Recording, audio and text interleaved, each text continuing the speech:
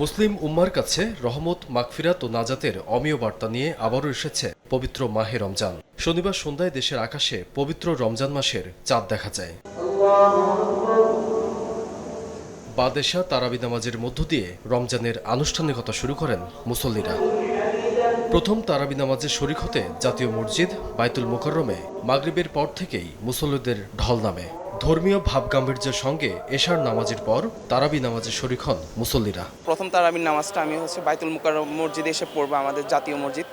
So এখানে আসা এই কারণে সংযমের ক্ষেত্রে আমাদের পারস্পরিক জীবনে যে যার সাথে যেভাবে সম্পর্কিত, সেক্ষেত্রে আমাদের ছাড় দিতে হবে। রাজধানী ছাড়াও সারা দেশের মসজিদে মসজিদে তারাবি নামাজ আদায় করেন মুসল্লিরা। জেলা ও বিভাগীয় শহর ছাড়াও পাড়া মহল্লার মসজিদগুলোতেও তিল ধারণের জায়গা ছিল না। আল্লাহ যেন এই মাসের ওসিলায়, এই রমজানের ওসিলায় আমাদের জীবনের সমস্ত গুনাহ যেন আল্লাহ আমাদেরকে মাফ করে দেয়। পবিত্র রমজান মাস সবার জন্য বয়ে নিয়ে আসুক শান্তি শৃঙ্খলা, এই কামনাই করছি আল্লাহ পাকের কাছে। সারা দেশের মানুষ যেন সুস্থ থাকে, ভালো থাকে এবং দেশে যে অরাজকতা হচ্ছে সেগুলো যেন বন্ধ হয়। আল্লাহর কাছে ক্ষমা প্রার্থনার পাশাপাশি রমজান মাস জুড়ে ইবাদত বন্দেগীতে মশগুল থাকার কথা জানান মুসল্লিরা।